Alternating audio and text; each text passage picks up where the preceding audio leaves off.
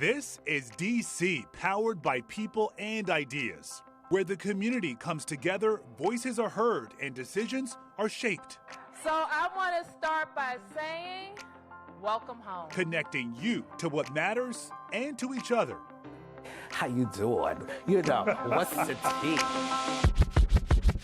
I'm Lorenzo Hall, and this is the DC Beat. Welcome to the DC Beat. I'm Lorenzo Hall. So there is a lot happening in the district this week, and I want to start with an issue that could impact your money. In a letter to Mayor Bowser and Council Chair Mendelson, the city's chief financial officer said DC's economy is under, quote, significant strain.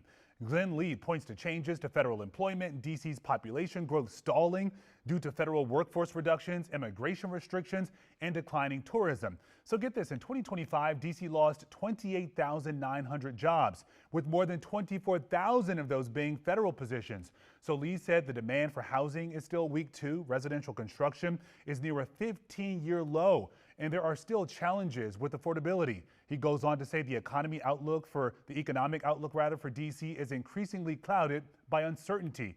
Part of that reason includes the confusion surrounding DC's tax code. This has been messy and convoluted and was at the top of his list. So we're going to try and keep it simple here. Congress says DC cannot separate its tax laws from President Trump's One Big Beautiful Bill. DC leaders say, yes, it can, and they will.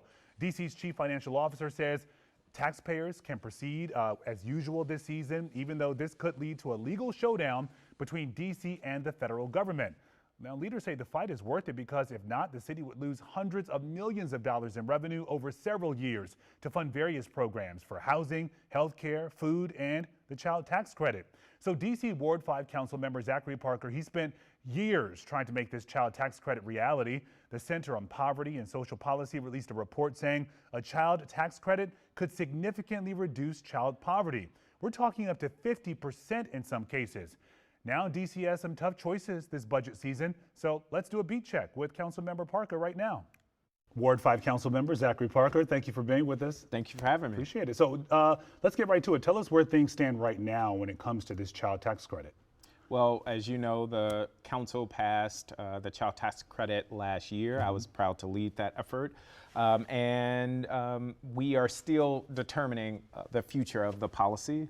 Regardless of what happens with Congress, we know that the CFO came out today with a letter to the mayor saying that he is withholding revenue. And as a result, there are questions around how we can maintain funding for the child tax credit.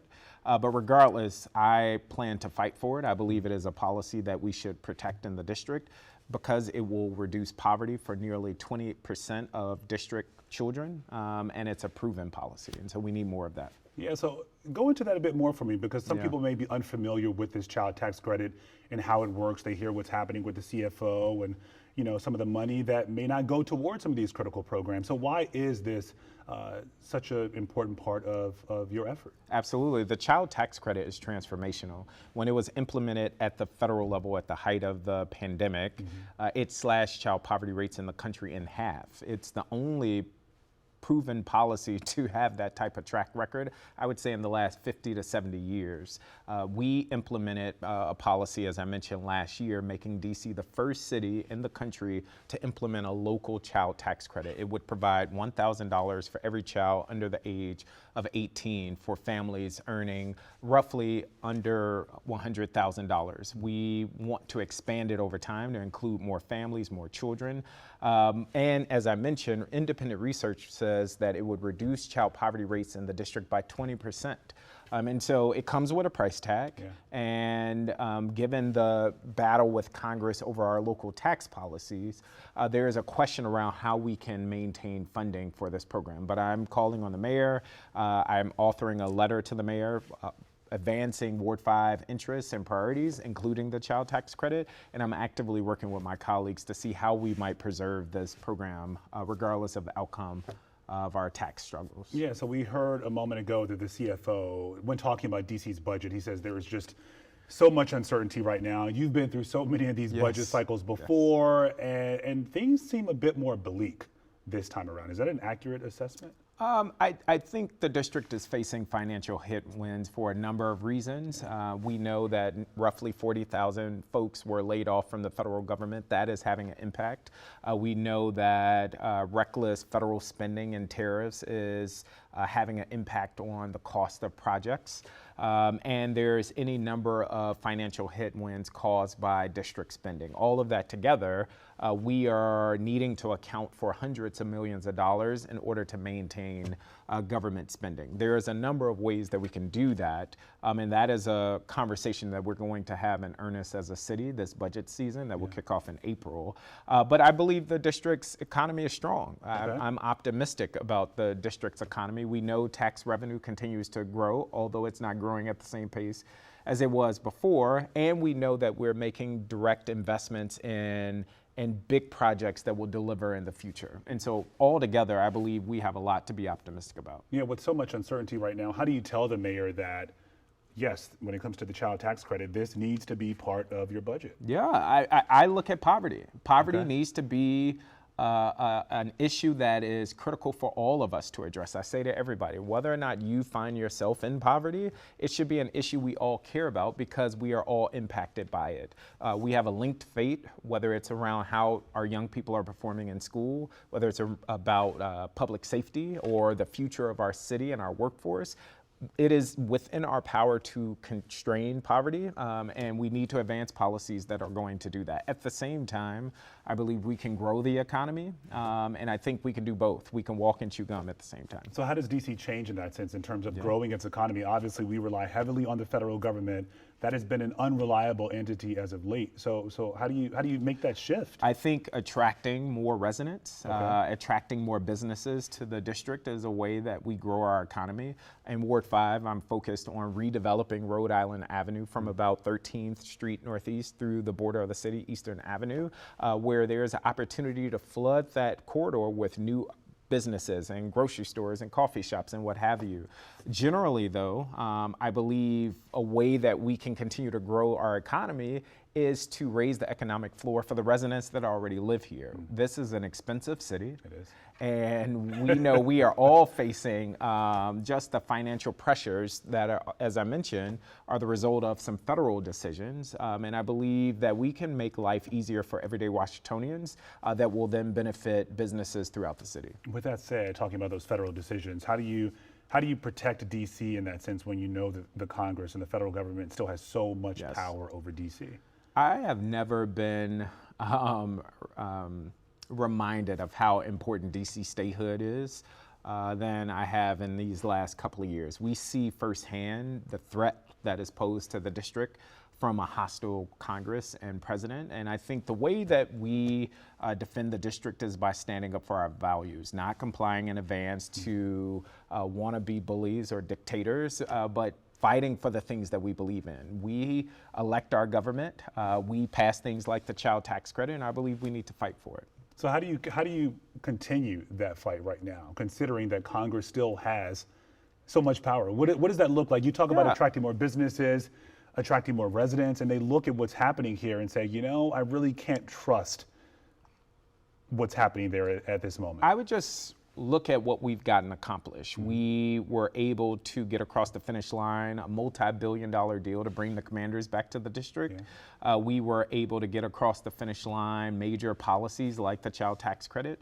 There will continue to be a tenuous relationship between the district and Congress for the foreseeable future. And I think instead of us focusing on what might happen or what could happen with Congress, we need to focus on what our values are, taking care of our people, fighting against poverty, making sure that we grow the economy so that every person, regardless of where you live in the city, has a fair shot, as the mayor would like to say. And one thing I would just say, as we approach this budget season, I challenge others not to look at it through an austerity lens. Yes, we need to balance a budget, and we will do that. But I think there are ways that we can grow our budget to meet the demands versus thinking we have to only cut vital programs like child care and health care for residents. What's your message to the mayor as she's finalizing her budget?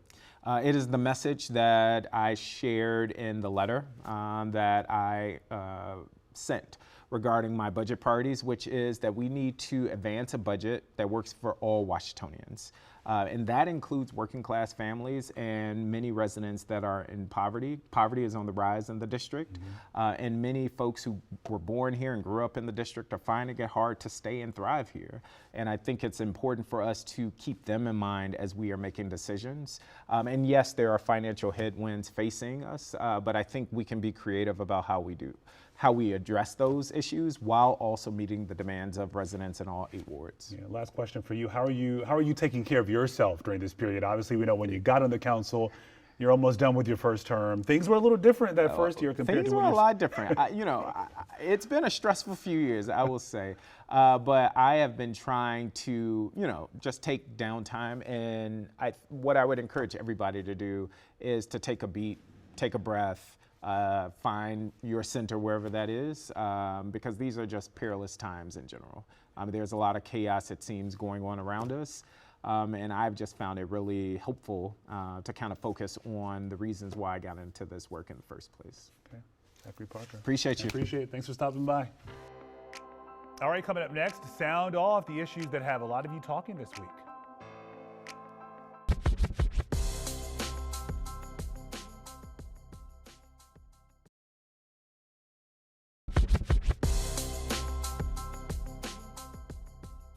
A lot of you sounding off about a big move by the D.C. Council this week. Lawmakers passed 2 bills to get a better look at who the federal agents are patrolling in D.C. and what they're doing. Rafael Sanchez-Cruz was at the Wilson building this week. And Rafa, we know these are emergency bills, so they're only in place for about 90 days or so. But what do they do? 90 days. They don't require congressional approval, and they don't require the mayor's signature. So 2 bills that were passed. One of them basically says that if there is a case of use of force involving a federal agent, then MPD must release the video from their body cameras within 5 days. Why is this so important? Well, 5 days, that's soon. 5 days, it's really quick, but we're talking about the footage that's captured by MPD, so it's not the federal agents. The second emergency bill, in case of a situation where there's use of force, MPD would have to write up an incident report and take down all the names of the federal officers who were on scene, also what agencies they work for. Because as of right now, we don't know who these agents are. They kind of get away with a lot. And we know, and we know this patrolling is going to continue based on that mayoral order that Mayor Muriel Bowser issued after the expiration of the federal surge. But this is also giving one man, putting him one step closer to get the footage to what happened to him. I'm talking about Philip Brown in October of last year. He was shot at by a federal agent, an HSI agent. You can see those bullet holes right there. Those bullets missed him. However, he wants to show what happened to him that actual day. The charges against Mr. Brown were dropped, but he still wants clarity as to why people opened fire. And we know there have been several other incidents since Mr. Brown, but he was the first one that really brought this case to life. And I want to mention, Zoe, that in the first police report and the court documents, they never even mentioned that the HSI agents had opened fire on That's them. right. And what I find interesting about this, too, is Mayor Bowser does not agree with the council on any of this. Yeah, she pushed back. She told them to reject both of these bills, telling them that this was a congressional issue and that they were already looking into it. Other people really pushed back at her, including at-large Councilmember Robert White, who said, I can't see more of a D.C. issue than this. Yeah, because those federal agents are patrolling with your officers, communities in your city. And I want to emphasize, this is D.C.'s video, right? That's right. Not the federal agent's video. Right. Okay. Thank you, Rafa. Thank you, Appreciate it. All right, so a lot of you still talking about this, too. D.C. Water is sharing more details about its plans to fix things after 243 million gallons of raw sewage spilled into the Potomac. They say the first phase focuses on stabilizing that collapsed pipe. The second targets environmental restoration, including the C&O Canal, where sewage was diverted. DC Water says the cleanup and repairs will cost up to $20 million and will continue long into the summer. Plus, weekly street sweeping is back through October 31st. The Department of Public Works will issue warnings up until the 13th of March. After that, you'll get a $45 fine and have your car relocated so sweepers can do their jobs. You'll also be charged a $100 fee for relocation costs. Also, the D.C. Council got an update on construction of the new Commander Stadium at the RFK site. The RFK project lead for the mayor's office, Brian Hanlon, says everything is on schedule and going well. So What's next? Hanlon says stormwater relocation work begins this spring. Stadium construction is set to begin in 2027. Council members still have questions, though, about development around the stadium, like housing. They're also concerned about the change in leadership when Mayor Bowser leaves office next year and new council members also take office. So let's talk about this with the man hoping to join the council next year, Kevin B. Chavous. Kevin Chavous, at-large council candidate. Thank you for being here with us. Appreciate it. Good to see you. Yeah, good to see you. Thanks for coming to the table. Yeah, congrats on the show. Thank you, thank you. All right, so you heard about RFK. You know what's happening. Who doesn't know about the RFK Stadium deal? So what do you, if you were on the council right now, is that something you would have approved of? And how would you have made this deal different? Well, absolutely, I would have approved it because as a Ward 7 native and someone who grew up going to games at RFK, you know, some of my earliest memories are celebrating one of the Redskins, or then Redskins, second Super Bowl, Doug Williams. I was a huge fan. And, you know, I was tired of looking at RFK in that decrepit, sort of crumbling state. So we want to see something new there. The community at large has been asking for that. And for me, the deal has to include guarantees for DC residents, particularly as it relates to the jobs. We know that a lot of jobs will be created by construction and other amenities and developments around that area. But we've got to make sure that there's something in it for the community. Councilmember Felder has worked with a good team to put together a strong community benefits agreement, but oftentimes those aren't enforceable or companies and developers are able to get around it. The commanders have been a good partner with the city to this point, but we have to make sure that they understand we're serious about our demand that DC residents are trained for jobs. I mean, look, the site is right across the street from the DC Infrastructure Academy, which is a DOES program for people to train them in jobs for utilities and different trades. We need to utilize that. They're right there.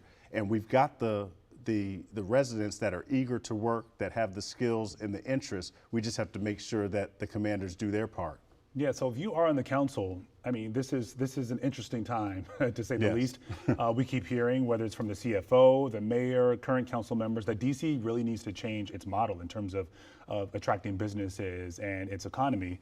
So how do you do that? Because we know the federal government has not been a reliable partner as of late. The federal workforce is shrinking. So what's your big idea? What do you do differently? We can't rely on the federal government. I think that's key. And we know that based on what we've seen. They've never really been a true partner with DC, and it's even worse now. So you don't think they were ever a partner? They've always, in my opinion, Congress has always given the oversight committee, which usually governs DC affairs, to someone who's anti-statehood. Usually it's a Republican from a southern state or a deep red state, and then DC's affairs become a political football or politicized for their national political objectives. And that's just been an unfortunate reality as a resident of DC and for us here in DC. So we've got to make it attractive for businesses to invest in DC. So we have to incentivize the use of some of these vacant commercial properties we have. I'm in support of putting things in place that will make it attractive for developers to turn those vacant office spaces into residential units. We have a good project that's on Connecticut Avenue, that Connecticut and Florida, I believe it is. Used to be a nice restaurant there and some office spaces, and that is going to be a very large commercial to residential conversion. So more of that will be, I think, helpful, but we also have to make sure to incentivize higher density development, especially in areas where it makes sense, like around metro stops, because there are a lot of metro stops in DC, especially east of the river, where we don't really take advantage of that space the way we could. That's where we could put more housing units, more retail, and I would be in support of initiatives that make those areas more attractive to development, whether it's tax increment financing or other types of maneuvers to make it so developers want to invest in DC. Invest in DC. So we keep hearing about these conversions downtown, making some of these old office buildings into apartment buildings. But then I think of some of our neighbors who live in Ward 7 and 8. They're like, hey, we need a grocery store. Can we get some of the basics over here? And so once again, a lot of this attention we know will be near the RFK Stadium site. A lot of the attention will be downtown. What about those residents who are still waiting for some of the basics? Yeah, and the basics, and that's really what my campaign is about. I mean, that's why I'm running for office, because leadership has to start with listening. And I think that DC residents, for too long have felt as though government is talking down to them and not working with them to come up with solutions. And that's not the leadership I believe in. I'm a native of DC, born and raised in a very political family. My dad was on the council when I was a child. My mom is from DC. They met at Howard Law School and had me and my brother. So my childhood always involved some type of community service. Went on to Howard Law School and was an attorney, and then worked at DC Council. And we have to create bonds with the community before we try to impose regulations and laws on them. And for me, like you mentioned, grocery store, that's been a big, big bone that Ward 7 and Ward 8 have been picking at for a long time. We've gotten a couple. We got the Lidl at Skyland. And Ward 8 has the Giant on Alabama Avenue, and now they have Navy Yard. So they've gotten, I guess that Harris Teeter technically is Ward 8, but it's across the river. It's not really in the area that had the need. And it doesn't always have to be a big box grocery store either. It could be a smaller grocery store, but what people want is fresh produce. They want fresh meat. They want fresh bread. You know, we should not go to grocery stores and have molded produce and old products. And we've seen that in some of the grocery stores east of the river and even in parts of Ward 5. And that's unacceptable. And I think by moving to a model where we empower smaller businesses, smaller markets to open up, that could help solve some of the problem. They don't have to be a huge grocery store, but we want fresh produce and fresh food. What do you say to people? Obviously, DC residents are very forgiving, but they don't forget. They'll say, I've heard this name before. Back when you ran for Ward 7 Council, we know what derailed your campaign, soliciting a prostitute. How do you explain that to people who still haven't forgotten that moment? They still wonder if they can trust you. What's your message to them? Well, it's a valid question. I mean, I'm running for office. And, you know, in the 15, 16 years since that happened, the city has changed a lot. We've gone through a pandemic. We went through Trump 1. We thought we had gotten past him. Now we have Trump 2.0. He's even more hostile to the city. And DC wants to know that people in office are fighting for them. And we're not the same city we were, 15, 16 years ago. And times have changed. The residents have come in that have added more to the city, and the city's going well. But, we're a resilient city. DC is the capital of the country. Everyone in the world knows DC. We're strong and resilient, and I am too. I mean, my commitment to service has only grown, and I'm proud of the work that I've put in over the better part of 2 decades, and that's the message I'm taking to voters, and they're receiving it well. Meaning that you've grown and you're a different person than back then. That's the message you're taking to them. Well, for me, this fight is not just political, it's personal. Okay. Now that I'm married, I have 2 children, my wife and I, we're concerned with the same things that every family's concerned with. And that's what fuels my desire. I want to make sure that this city is a city that my kids can also put down their roots. And one thing that saddens me is that so many of my friends growing up or family members, they've moved out to the suburbs. And DC has not invested in the people who have built the city the way we should. And my connections with every resident in DC, and with a particular attention to those who've put in the time, and we need to make sure the city has a space for them. Tell me about the moment that you decided that this is what you want to do. You're going to run for at-large council. What was there a moment that precipitated that? Well, for the last 4 or 5 years, I worked at the council. So I worked for Councilmember Anita Bonds, yes, as her committee and policy director. So in that role, I was stunned basically at how much we spend per capita. I mean, we spend more per capita than any other state. Alaska's second, but Alaska cuts a check to their residents that based on their oil receipts. But at DC, we spend a lot of money per resident, and it doesn't always get to the people who need it the most. There's a lot of red tape, there's a lot of bureaucracy involved, and for me, I want to simplify things. And my campaign is really fueled by a simple question, which is, what can we do with the power we have today to improve the quality of life for everyone? I mean, we hear a lot about the federal overreach and Trump and congressional Republicans, but we still have the power over our budget. We still have the power to implement the $22 billion of local money that we've approved at FY26. It may go down next year, but it's still going to be, I'm sure, over $20 billion. what are we doing to make sure that the residents who need the most help get access to that? A lot of people don't even know where to go in the government. That's what I'm focused on. I want to be somebody that all residents can get to. I'm running for at-large. That's the whole city. It's not just one ward. So I need to, and I will have a focus on citywide. I will keep a citywide perspective when analyzing these issues, and that's important because people feel left out. And that's one of the things I'm hearing the most as I go around the city. And they want someone that they can talk to, that they can reach out to, and they're just not getting that right now. So we know that your father, as you mentioned, was a longtime Ward 7 council member. What have you learned? The city has changed a lot since then. Yes. But what have you learned from his campaign, from his time in office? Well, one thing I've learned is that you have to be grounded in your own purpose and have your own values, because there's going to be, I'm going to be in positions where I'm going to have to choose between two very good priorities. I saw that when I worked at the council. People will come to the office and you have a pot of money. There are two groups that say we need that $1 million for this. Another group says we need $1 million for that. Both will be very valid. And ideally we'd have 2 million, one for each. And that's not always the case. So for me, what I've realized is you have to, and what my dad has taught me is, you have to stay true to yourself. And he told me a story when he was sworn in, and there were a bunch of people cheering for him, and he said his father, my grandfather, told him, you know, if those same people are still cheering for you 8 years from now, you haven't made an impact. Because at some point you're going to have to go against what people are telling you to do based on what you believe is right, or what information you're getting from the sources that are relevant to that topic. And that's one thing that I take with me. Yeah, so what do you make of this? Obviously the council just passed these emergency bills to keep an eye on what some of these federal agents are doing, because they patrol right alongside DC.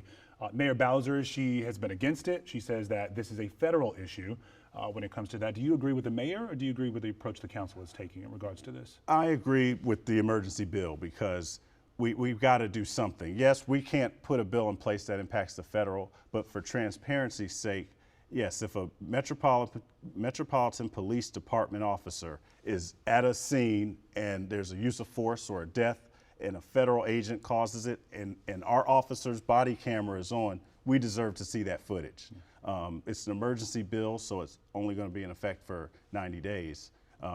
But we need to build on this and pass a permanent bill. That's what I would support, a permanent bill. And we also need to work with our congressional delegation and our allies in Congress to pass a federal counterpart, because federal agencies should be subject to the same standard. They should have to release their body cam as well. And then also we need more penalties. I think one thing about the bill, there's no real penalty in place if the mayor and the police don't comply. I would advocate for adding some types of penalties so that if the body cam footage isn't released, that there's some recourse or some penalty. Yeah. Okay. Kevin Chavous, all right, candidate for at-large council in DC. Thanks for your time. Thanks Happy for coming birthday by. too. All right. Thank you. All right. All right, so let's end this on a high note, shall we? It is Women's History Month, and I want you to meet a DC student who will definitely be making history in the future. When Shauna Boone walked into school earlier this week, she didn't know she was walking into a surprise that will change her life. Look at her expression right there. And she certainly didn't expect to receive a letter worth close to $400,000. Shauna is a senior at Dunbar High School in DC. And this week, George Washington University surprised her with an acceptance letter and a 4-year scholarship. We're talking tuition, room and board, books, and fees all paid for. GW is an amazing school, and Dunbar actually has a few programs that connects with GW. So just being able to go to a school where I kind of already have a foundation at has been really amazing. Yes, so Shauna plans to pursue 2 degrees, mechanical and aerospace engineering. Eventually, she wants to run her own business in an industry called orbital debris mitigation. That involves handling space debris from satellites and generally making space a safe place to operate. She is thinking big, and we are right there with her. On that note, that does it for the DC Beat. Thank you for being here with us on WUSA 9+. Thank you for your time. I'll see you right back here next Wednesday.